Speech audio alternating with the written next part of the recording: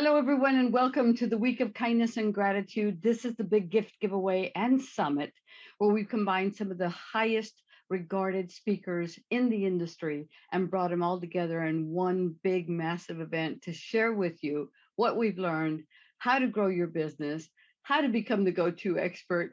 And talking about go-to experts, I want to introduce you to my friend, Dan Capellan. Hey, Dan. Hi, Tony. I'm so glad to be here and look forward to your audience. Oh, absolutely. And it's so funny because that's one of the number one questions that gets asked when I'm speaking about the event is, okay, so who is your audience? Who do we, because in order to be a good speaker, you have to speak to about the audience, about them, not about us. And so finding out exactly who our audience is like your number one mission as a speaker, right? And I think we have succeeded in not only bringing in authors, speakers, healers, and coaches, but we've also succeeded in bringing in some amazing keynoters, which are the influencers of the industry. And Dan, I see a keynote in your future, my friend, for the week of Father's Day, which is the next event that's coming up. Because now that we've gotten to know each other, I really admire what you're doing with everyday leadership, and I love how you kind of fell into it. You want to share your story with us a little bit? Thank you. One of the biggest lessons that I've learned is that there's so many people to learn from. Especially if we're open to listening and reflecting on what we've heard. I enjoyed learning from people like John Maxwell, Jack Canfield, Brian Tracy, and others. And I'm going to dwell just for a moment on a quote from another giant in the area of self-development and leadership who was an inspiration in some ways along my journey, and that's Zig Ziglar. One of Zig's famous quotes is, "You can have everything in life you want if you just help other people get what they want." And let's be honest, we all want something. Yet the most fulfilling path to getting what we want is by giving, by being of service to others, and perhaps by letting others be heard.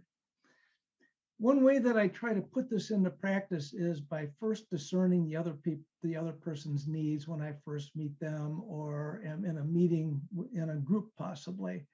It may help find something in common that makes me more relatable, or to ask a question that excites them with knowing that I heard what they had to say, or by being able to provide them with a referral who can help them if I'm not the right person. And to support this idea, John Maxwell says, you can add value by serving others.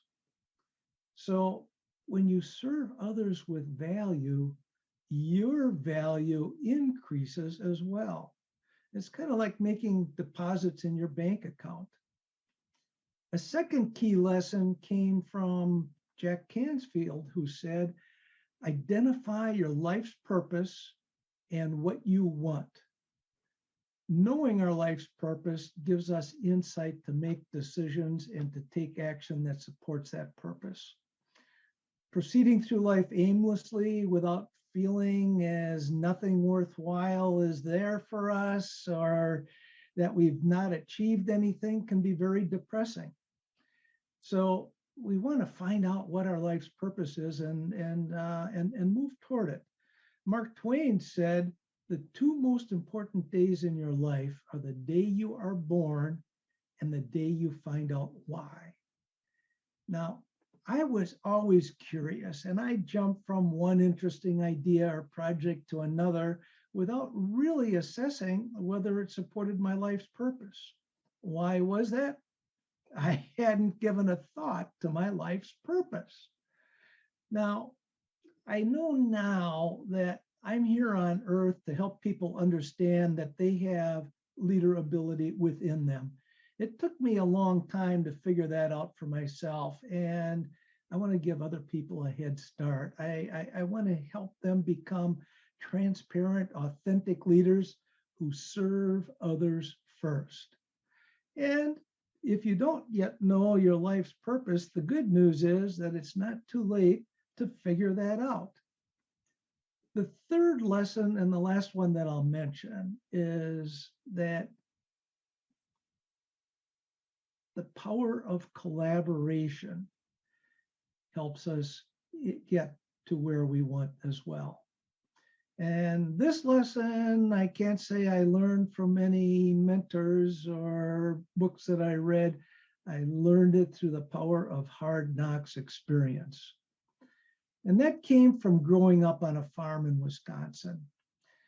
If you know farmers, you know that farmers take great pride in self-reliance.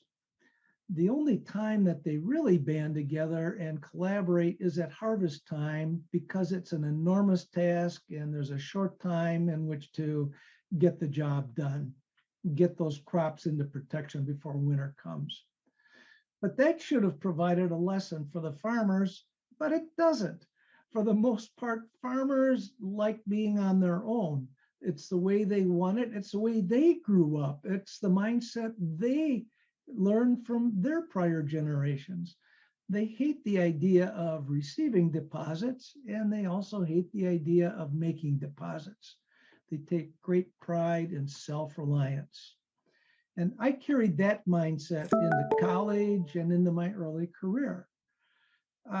Even when my title and the org chart gave me a leadership role, I felt like I needed to know that I could do anything I asked somebody else to do. It took me many years to appreciate the importance of collaboration. And I'll have a story about that later. So learning the skills of collaboration, even after I understood its importance, took even more time. But as I applied the skills that I learned, my value increased, and so did my income. Despite making progress, though, that self-reliance mindset stayed with me, and I was slowly burning myself out. Burnout and heavy international travel were taking a toll on my health, and it led me to grab an early retirement opportunity during the Great Recession of 2008, 2009, and that's what started my journey into entrepreneurship. And even more introspection and reflection on what I had learned and what my life's purpose was and how I can help people achieve theirs. If I had made more deposits through my life, starting earlier and with more intention, I might have been less likely to burn out. But maybe that was a blessing in disguise, because it's the reason I'm here today. Dan, it's so funny because I kind of went down the same path. I was a complete workaholic. I think I always have been. My two first kids said I was never with them enough. And then I kind of changed a little bit and started working from home. And my two last kids said, "You're with me too much." Be careful what you ask for, right? So the good news is, obviously, I know nothing about parenting. Neither do most parents. But I think the best part of it was the lessons that we did learn from the burnout, from the loss of health, and from I call it God's 2x4, by getting that 2x4 over your head to where you have to shut up, sit down, and listen. And Yeah. that changed.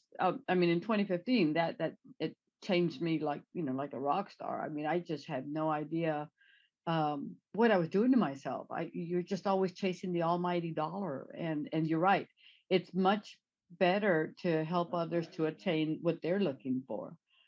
And I just love that. So let me ask you this: what do you mean by the adjective everyday in your title, everyday leadership?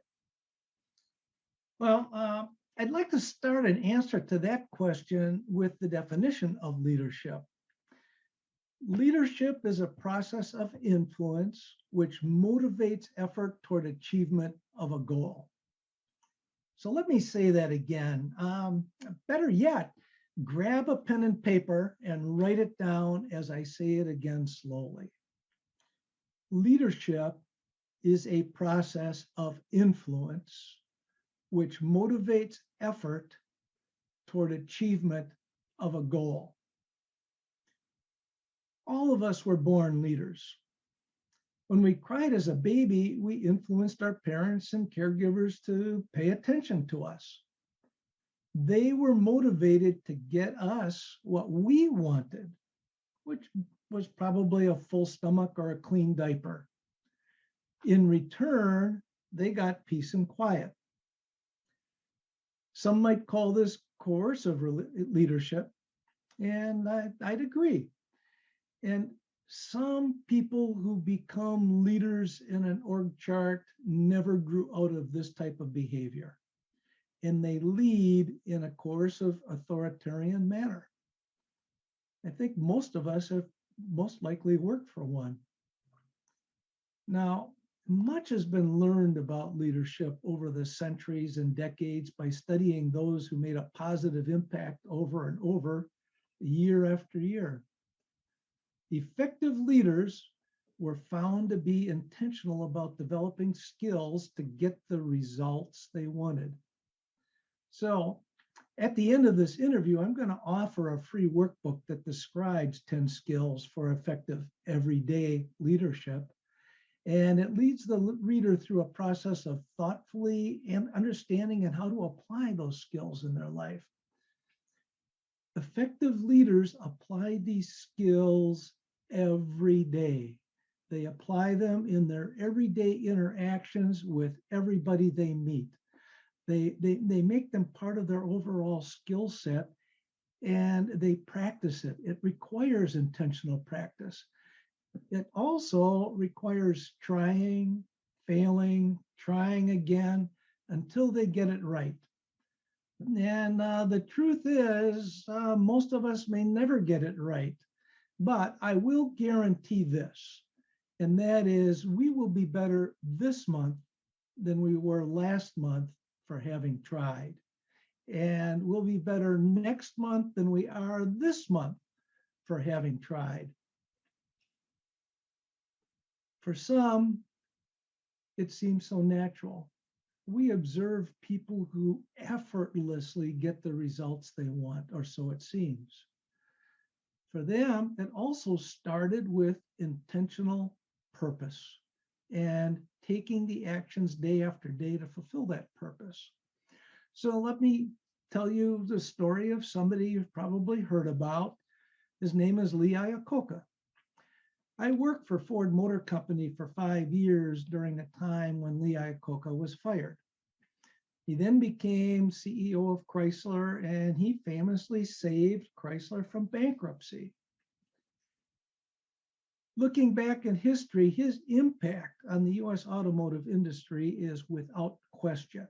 He's credited with many popular car designs, most famous being the Ford Mustang, but also the Ford Escort, the Ford Pinto, the Mercury Cougar, the Chrysler Dodge Aspen, the Plymouth Voyager, the Plymouth Reliant, and others. During his time at Ford, he was also responsible for Ford's racing program, winning the Indy 500, NASCAR, and the 24 Hours of Le Mans. So he developed some leadership skills, obviously. Now, let me tell you a little bit about his product goal before I tell you about how he got to that point. So his product goal was to offer smaller, lower cost, lighter cars to the commuting and traveling public.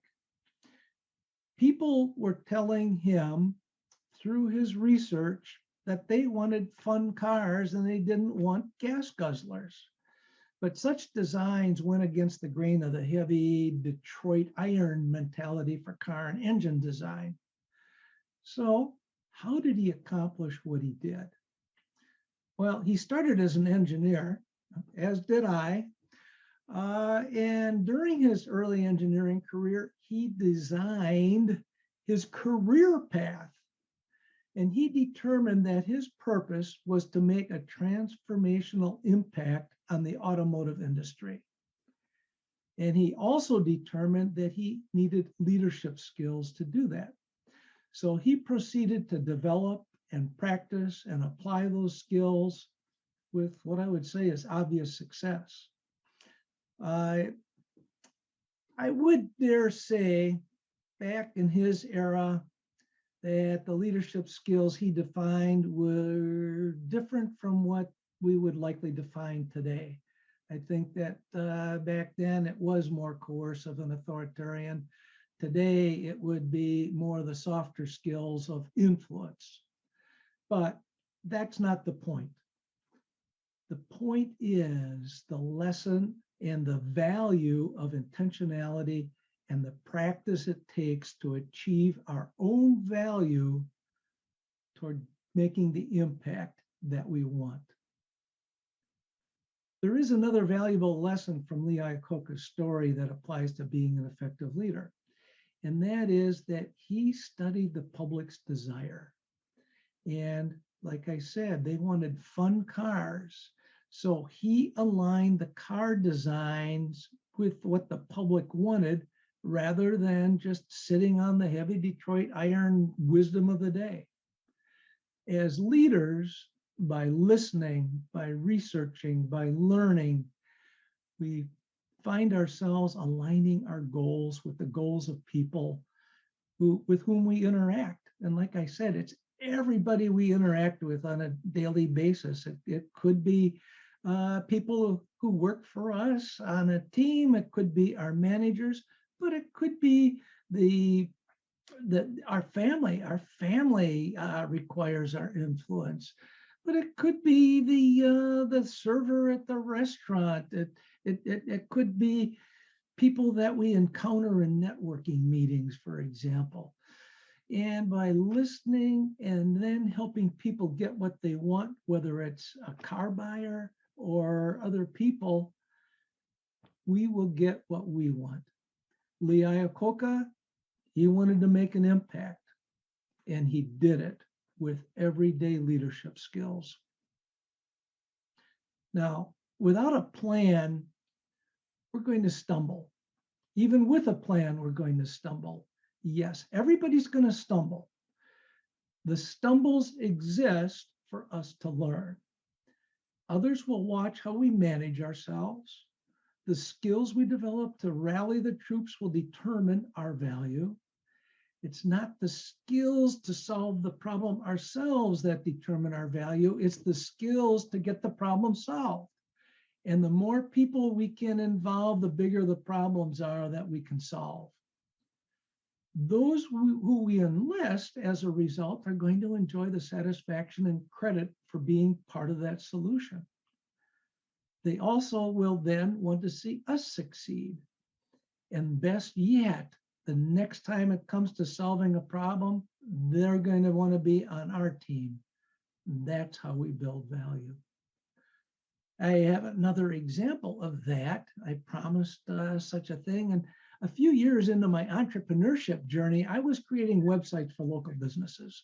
Okay. During that time, my oldest daughter became director of marketing for a major long-haul truck manufacturer and was given the responsibility for completely revamping the company's website.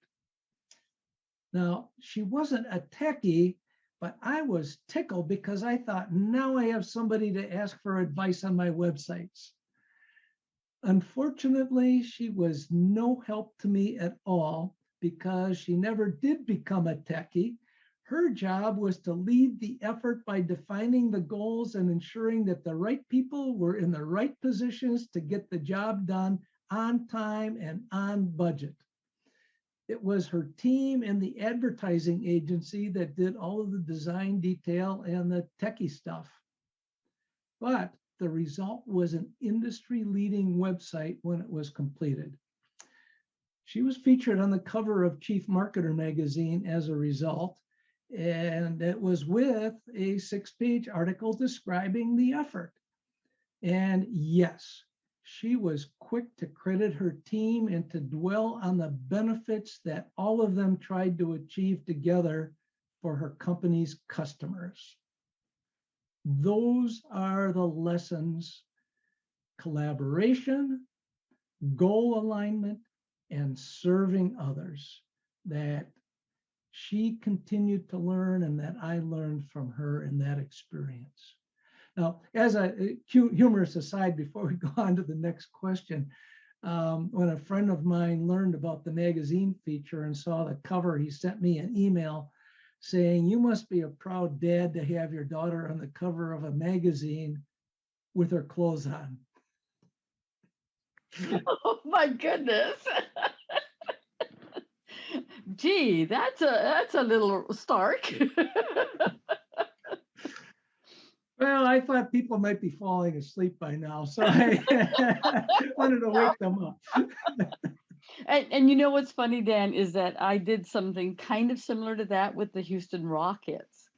Is I the magazine, it was Land Times, and the article was titled "Taking Them from the Sneaker Net to the Internet." And we had such a good time. I mean, really doing that, because before I had gone in to get the contract, they were still sharing paperwork across desks and running from one office to another, right, to get Rudy T and the gang back then, all their information. And yeah, by the time we were done, it was a massive effort, for all three locations, and all the stars, and then all the coaches, and then all the players also had to learn how to do email. Mhm. We had a blast, honestly, but you're right. It's the collaboration with goals in mind as your heart set, kind of fertilization of each project. I love how you describe that. So Dan, let me ask you something. Based on, do you, your audience, do you work with mainly corporate teams, or do you work with individual entrepreneurial teams as well? I work primarily right now with entrepreneurs, small businesses. I have the content to work with teams in a corporate environment, and I have a lot to offer there because of my 30-year corporate experiences, and have a lot to bring to that and to supplement and to mentor it for people in any leadership capacity who want to continue to develop themselves. Right. When I was at Hewlett Packard, we adopted, we had leadership conferences once a year, and we adopted the Strength Finders, system. Is it Tom Roth or Tim Roth, one of the authors that did that, and that kind of allowed us to put all 335 people kind of into this one Strength Finders bucket, give everybody the quiz, and then list all of their strengths by manager. Right. So now the managers who attended this conference knew what was strong and what was lacking in their teams and what they had to supplement with. Great idea, right? I mean, just a great idea. So yeah, you've got some experience in these areas as well. Yeah, we did a lot of exercises like that, and then I would go to 2 or 3 day seminars on that topic. We affectionately called it Charm School, but we learned a lot, and there was so much that I didn't learn from it. Partly because I had my mind on the job I was supposed to be doing rather than ingesting the wisdom that I was receiving. Makes sense. It makes sense. Now you were the founder of a high tech company too, so you've got a lot of road under those shoes. So how long ago is that the web design company that you were talking about? Well, that was the second one. The Okay. first one was actually before. Well, it was kind of a breakup in my corporate career. One of the corporate companies I worked for, went into Chapter 11 and laid a lot of people off. But then some of us got together and we had tech skills that weren't prevalent at the time. And we did make some impact. Our goals were to put electronics on diesel and alternative fuel engines, and we were successful for Oh, that. And some of what we did is still in use today. that's awesome. I mean, as a a fan of CES. I've been able to see a lot of those electronics and how they've been put to use, including, of course, as you well know, the samples of the self-driven cars, that are Yeah. and how the cars got trained was pretty amazing. Nissan had an incredible demo island that just blew us away, of how they train cars to drive themselves. Yeah, I've been amazed at the self-driving vehicles because I continue to be interested in technology. Yeah. But back then, we still had carburetors and points and condensers and mechanical fuel pumps, and we had to learn. And somebody at one time told me that I was kind of like one of the Wright brothers of the early controls industry. And the company that I described developing some of these electronics, eventually we were acquired by another company, which was acquired by an even bigger company. And that's where most of my corporate experience came from. And I did a lot of what might be called entrepreneurship, in which if there was a new idea, a new opportunity, it got assigned to me to research and determine what it took to make it reality, because I was constantly curious and learning more, and then I would bring that forth. I would get very bored when I had assignments that were routine. So I very seldom got routine assignments. I love it. I love it. And this is how we learn. I mean, you take the biggest strength that you have and you create your own company with it. And I mean, that's what entrepreneurship is all about, is basically taking the best of ourselves and trying to help others with that skill. And Dan, I mean, from what I've seen from you, we've known each other for a little over a year. And Dan and I'm gonna spill the secret here. Dan and I are both VIP members of James Pham, PHAM, and the Enlight T, amazing membership that he's got, and we attend little finger up tea parties every month.